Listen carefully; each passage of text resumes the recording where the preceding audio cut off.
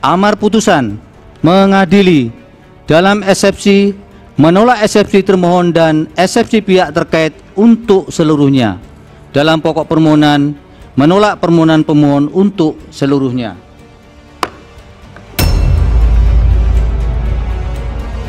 Kemudian, kemenangan ini bukan hanya kemenangan Prabowo Gibran, bukan hanya kemenangan kami, tentunya ini adalah kemenangan bersama seluruh rakyat Indonesia. Dengan diperhatikannya hukum oleh para pemimpin, maka kalian punya tatanan pemerintahan akan menjadi makin kuat, makin sejahtera, dan disayangin, dicintai oleh masyarakat.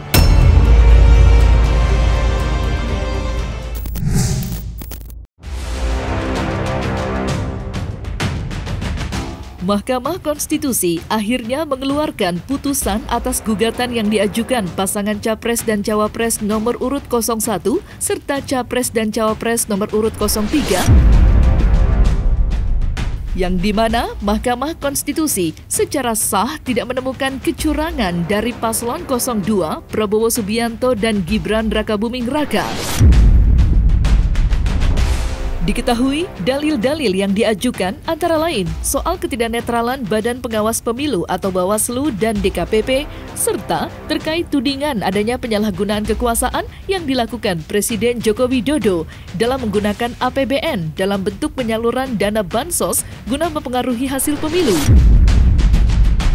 Dan dalam sidang putusan sengketa Pilpres 2024, MK menyatakan bahwa permohonan kedua pasangan tersebut tidak beralasan menurut hukum seluruhnya. Amar putusan mengadili dalam eksepsi, menolak eksepsi termohon dan eksepsi pihak terkait untuk seluruhnya. Dalam pokok permohonan, menolak permohonan pemohon untuk seluruhnya. Sontak saja keputusan tersebut memancing reaksi beragam dari para pemohon, terutama pasangan Capres-Cawapres nomor urut 01 maupun 03. Profesor Mahfud MD selaku calon wakil Presiden 03 sendiri menyambut keputusan Mahkamah Konstitusi itu dengan lapang dada. Ia bahkan tak sungkan-sungkan mengucapkan selamat kepada pasangan terpilih Prabowo Subianto dan Gibran Rakabuming Raka. Meski begitu, Mahfud tetap menyoroti adanya dissenting opinion yang menurutnya sangatlah langka, terutama menyangkut pemilu. Layaknya Mahfud MD, paslon nomor urut 01 menyambut kabar ini dengan lapang dada pula. Namun, baik Anies Baswedan maupun Muhaimin Iskandar tak dapat memungkiri bahwa mereka masih menyimpan rasa kecewa akan keputusan itu. Lantas, seperti apa reaksi Anies Baswedan dan Caimin menanggapi adanya dissenting opinion pada sidang putusan MK? Serta benarkah pula pasangan yang akrab disapa Amin itu merasa bahwa putusan MK seolah merupakan bukti adanya pelemahan demokrasi di Indonesia? Saudara-saudara sekalian, baru saja kita mendengarkan putusan Mahkamah Konstitusi terkait hasil akhir Pilpres tahun 2024. Putusan ini sebetulnya tidak mengejutkan. Putusan hari ini mengkonfirmasi bahwa kita semua termasuk MK tak kuasa menghentikan laju pelemahan demokrasi di negeri kita tercinta. Sebagai catatan, kami sangat bangga dengan 3 hakim MK yang menyatakan dissenting opinion. Mereka adalah orang-orang yang mulia yang menjadi harapan bagi tegaknya konstitusi dan kembalinya marwah Mahkamah Konstitusi ke depan. Kami sampaikan kepada Pak Prabowo dan Pak Gibran, selamat menjalankan amanat konstitusi, selamat bekerja menunaikan harapan rakyat yang kini diembankan di atas pundak bapak-bapak berdua. Saya sempat berkali-kali ditanya pendapat pribadi tentang Pak Prabowo, dan saya jawab, beliau adalah seorang patriot. Hari ini saya terus mempercayai sebagai seorang patriot. Beliau adalah seorang yang telah mengalami pendidikan modern sejak usia belia dan berasal dari keluarga intelektual yang amat terpandang. Dan Mas Ganjar dan saya di MK juga sudah menyatakan ia menerima putusan ini dengan lapang dada. dan mengucapkan selamat kepada Pak Prabowo dan atas putusan hari ini, dan selamat bertugas. Mudah-mudahan negara ini semakin baik. Dan selamat bekerja, dan mari kita jaga negara ini dengan sebaik-baiknya. Nah, soal dissenting opinion ini menarik. Sepanjang sejarah MK, kalau menyangkut pemilu itu tidak pernah ada dissenting opinion.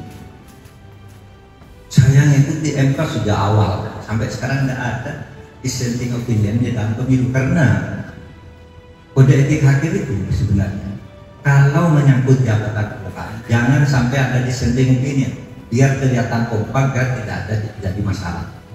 Tapi ini rupanya tidak bisa disatukan sehingga terpaksa ada dissenting opinion. Tidak apa-apa, menjadi sejarah di dalam perkembangan hukum kita. Menurut saya ya hakimnya semua baik-baik.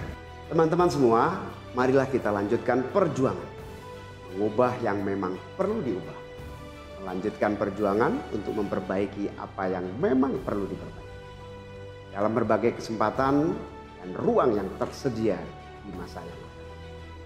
Insya Allah, saya dan Mas Anies akan terus membersamai teman-teman semua di dalam memperjuangkan kebaikan dan perbaikan menuju Indonesia yang adil dan makmur untuk semua. Layaknya kedua pasangan calon, reaksi kurang antusias pun terlukis dengan jelas di raut wajah tim kuasa hukum pasangan Anies Baswedan dan Muhaimin Iskandar. Walaupun harus menelan pil pahit kekalahan, tim kuasa hukum Amin nampak menunjukkan sikap sportif yang tinggi dengan mengakui bahwa pihak mereka tetap menerima putusan Mahkamah Konstitusi. Menariknya, di tengah-tengah awan gelap yang kini menyelimuti, salah seorang anggota tim kuasa hukum Amin justru merasa pihaknya menang dalam persidangan dengan tim kuasa hukum pembela Prabowo Gibran. Lantas, mengapa tim kuasa hukum Amin meyakini betul bahwa merekalah yang keluar sebagai pemenang dalam persidangan panjang itu? Justru kami menang. Semua dalil yang mereka ajukan itu ditolak, yang mengatakan bahwa Mahkamah Konstitusi hanya 02, Mahkamah Hitung-Hitungan, 02 ya, Mahkamah Hitung-Hitungan dengan 6 ahlinya. Ternyata mereka ditolak, termasuk juga eksepsi mereka ditolak. Nah, cuma kita dikalahkan oleh 5 hakim konstitusi yang menganggap yang apa yang kita sampaikan belum cukup. Kita tunggu saja, dan hasil putusan ini akan menjadi jalan tadi, memberikan bantuan dari bahan angket, insya Allah akan terlaksana. Amin. Bergulir. Karena putusan pengadilan sudah menyatakan terjadi cawi-cawi. Putusan pengadilan menyatakan bahwa ada keterlibatan mobilisasi. Putusan pengadilan ada yang menyatakan penyalahgunaan dana bansos dan lain sebagainya. Saya kira untuk menindaklanjuti lebih dalam, karena waktu sangat terbatas di Mahkamah Konstitusi, itulah tugasnya Dewan Perwakilan Rakyat. Sementara itu, reaksi berbanding terbalik pun terlihat dengan jelas di kerumunan tim kuasa hukum pembela Prabowo Gibran yang nampak begitu sumringah menyambut ketukan palu, tanda berakhirnya sidang sengketa Pilpres. Bagaimana tidak, meski terlahirnya dissenting opinion, tak dapat dihindari ditolaknya gugatan dari paslon 01 dan 03 merupakan bukti bahwa keringat yang telah mereka kucurkan selama kurang lebih 1 bulan terakhir tidak terbuang sia-sia. Lantas, benarkah salah satu anggota tim kuasa hukum pembela Prabowo Gibran, yakni pengacara kondang Hotman Paris Hutapea, telah memprediksi adanya dissenting opinion sejak awal persidangan ini dimulai? Serta bagaimanakah pula reaksi bahagia anggota lainnya seperti Yusril Ihza Mahendra maupun Otto Hasibuan? Kemudian, masih ada. Kemenangan ini bukan hanya kemenangan Prabowo Gibran, bukan hanya kemenangan kami, tentunya ini adalah kemenangan bersama seluruh rakyat Indonesia. Ucapkan, marilah kita bersatu kembali untuk membangun bangsa Indonesia di bawah kepemimpinan Bapak Prabowo Subianto. Dan sejak awal pemeriksaan saksi dan bukti Saya curiga kepada dua hakim. Kalau ada bukti yang kira-kira menguntungkan 01, 03, langsung dicecah. Kalau itu merugikan 02. Saya dari awal sudah mengatakan pasti nanti ini akan disentil, yaitu Prof. Edi Purbaningsih dan Saldi Lisna. Dari awal persidangan saya sudah mengatakan pasti disentil. Atas nama juga Pak Prabowo Gibran menyampaikan salam hangat kepada seluruh rakyat Indonesia dan terima kasih atas dukungan sebagian besar rakyat Indonesia kepada kedua beliau, dan hari ini kita menyampaikan mensahkan kemenangan beliau, dan beliau menjadi presiden dan wakil presiden bagi seluruh rakyat Indonesia, baik yang memilih beliau ataupun yang tidak memilih beliau. Terima kasih banyak. Wassalamualaikum warahmatullahi wabarakatuh. Tak dapat dipungkiri, sederet peristiwa beragam memang sempat mewarnai sengketa pemilu periode ini. Pihak pasangan Capres, Cawapres 01 dan 03 kompak melayangkan gugatan sengketa ke Mahkamah Konstitusi atas tudingan kecurangan pemilu yang diduga dilakukan pasangan Prabowo Subianto dan Gibran Rakabuming Raka. Beberapa gesekan panas pun sempat mewarnai detik-detik keputusan MK kemarin. Ya, tepatnya di tanggal 19 kemarin, kericuhan pun sempat pecah dan melibatkan oknum-oknum pendukung 01 dan 03 dengan pendukung 02. Lantas, seperti apa Wakil Ketum Tim Kampanye Nasional Prabowo Gibran menanggapi tudingan kecurangan tersebut?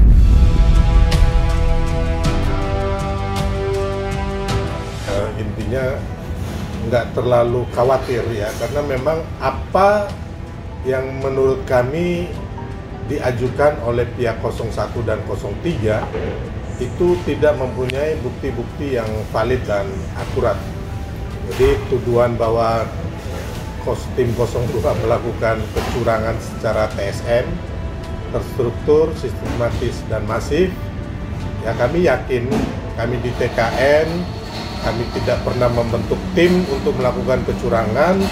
Dari awal kami juga, bukan dari awal ya, di tengah perjalanan ketika kita belusukan untuk memenangkan Prabowo Gibran, kita lihat antusiasme masyarakat, lebih banyak yang mencintai Prabowo Gibran dibanding 01 dan 03. Kenapa kita yakin itu? Karena ya kita belusukan, kita meminta restu, masuk ke rumah-rumah masyarakat, menghampiri masyarakat, menjelaskan mengenai Prabowo Gibran. Terus kita datang ke sana dengan riang gembira, menyanyi Oke Gas, terus goyang gemoy, terus membagikan kaos yang kaosnya begitu bagus ya. Saya rasa kaos kami itu orang bahkan membeli. Kalau kaosnya 01, 03 dikasih gratis pun aku lihat tuh suka, masyarakat nggak terlalu suka ya.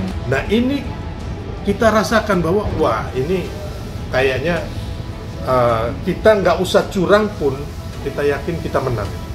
Jadi kita yakin kita menang, bahkan kita akan bersalah terhadap bangsa ini apabila kita melakukan kecurangan, dan juga fatal apabila kita melakukan kecurangan. Makanya tidak pernah ada berpikir ataupun membentuk tim untuk curang. Terlepas dari rentetan kontroversi yang sempat mengiringi terpilihnya paslon 02, sebuah tanda tanya pun bergulir kencang di benak masyarakat saat ini tentang seperti apakah langkah kebijakan Prabowo Gibran dalam membenahi negeri ini, mengingat masa jabatannya yang akan diresmikan dalam kurun waktu hitungan bulan. Dalam hal ini, Pablo Benua, seorang publik figur yang vokal mengomentari lika-liku pemilu pun membeberkan pandangannya. Lantas, seperti apa gambaran susunan kabinet Prabowo Gibran menurut pandangan Pablo Benua? Sekarang ini kan kita tahu bahwa Pak Prabowo itu kondisinya adalah seseorang yang istri nggak ada kan begitu ya, nggak punya istri, anaknya juga punya karya sendiri, punya usaha sendiri dan sukses di luar negeri begitu, sehingga untuk kepentingan jabatan-jabatan politik jauh lah dari untuk keluarganya dia pribadi. Artinya Pak Prabowo akan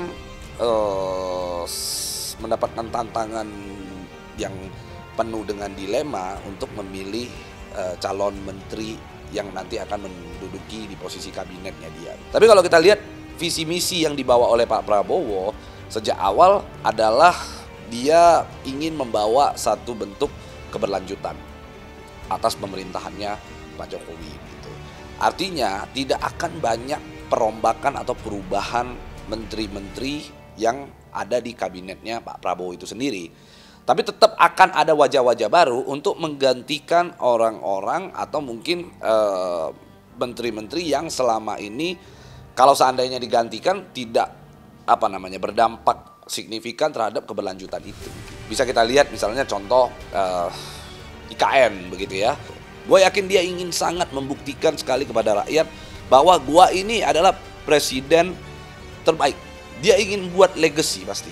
Nah otomatis kalau seseorang presiden ingin buat legacy, maka dia pasti akan mencari orang-orang profesional terbaik dan punya pengalaman yang cukup baik juga di bidangnya. Gitu. Jadi gua rasa untuk Menteri Keuangan dia bisa jadi Bu Sri Mulyani tidak akan berubah. Untuk Menhan dia akan cari seseorang Menteri Pertahanan yang menguasai betul-betul tentang pertahanan dan bisa menyerap apa yang ada di dalam isi pikirannya Pak Prabowo. Karena kita tahu bahwa Pak Prabowo sendiri merupakan salah satu ahli pertahanan di Indonesia yang cukup unggul lah di bidang pertahanan. Sehingga gua rasa pasti orang-orang yang punya pengalaman di bidang kemiliteran. Sementara itu, berbeda dengan Pablo Benua yang menuangkan prediksinya tentang susunan kabinet pilihan Prabowo Subianto dan Gibran Rakabuming Raka, pengacara kenamaan Alvin Lim justru mengambil langkah lain. Ia, pakar hukum yang dikenal dengan image vokal dan tegasnya itu, lantas memberikan catatan penting untuk Presiden terpilih Prabowo Subianto. Pasalnya, mengingat hukum yang belakangan ini terkesan morat-marit. Lantas, seperti apa harapan dan masukan Alvin Lim untuk Prabowo Subianto? Serta benarkah pula Alvin Lim menaruh rasa curiga bahwa hukum bukanlah prioritas utama Prabowo di awal-awal masa jabatannya? Saya rasa prioritas nomor 1 dia pasti nanti politik, Pak. Politik, kedua baru pertahanan keamanan, 3 ekonomi, baru mungkin hukum di bawahnya. Karena kalau saya lihat kenapa politik dulu di situ kan, yang namanya orang menjabat, pasti dia mau menjabat dengan tenang dulu. Bagaimana bisa tenang kalau politiknya masih gonjang-ganjing? Kalau kita melihat sekarang ini, politik kan masih gonjang-ganjing nih, hak angket apa. Makanya kalau Bapak lihat, Prabowo sama sekali nggak pernah berbicara tentang hukum. Dia malah berbicara tentang mendapatkan ucapan terima kasih, apa itu kan lebih dalam bentuk politik, acceptance dia sebagai chief staff state di situ kan. Kepala negara di situ. Jadi saya lihat nomor 1 pasti politik, Bang. Kedua baru pertahanan keamanan. Ketiga ekonomi di situ. Baru hukum. Akan sulit, Bang. Kecuali dia tergerak, ya mungkin mau pilih orang kayak saya atau Kamarudin atau Ahok mau jadi Jaksa Agung atau KPK, baru bisa ada perbaikan, Pak. Tapi apakah mau dia pelihara sesuatu yang tajam di dalam? Saya berharap agar pemerintah baik Bapak Prabowo maupun Bapak Gibran ke depannya bisa menaruh hukum sebagai salah satu tonggak penting. Karena kenapa? Dengan kestabilan hukum, maka pemerintah, rakyat akan tenang dan sejahtera. Saya berharap dengan diperhatikannya hukum oleh para pemimpin, maka kalian punya tatanan pemerintahan akan menjadi makin kuat, makin sejahtera, dan disayangin, dicintai oleh masyarakat.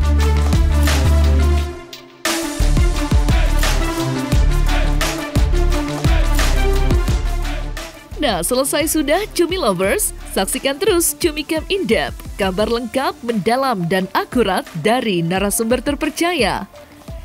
Dan jangan lupa untuk like, subscribe, dan juga share channel YouTube Cumi Cumi.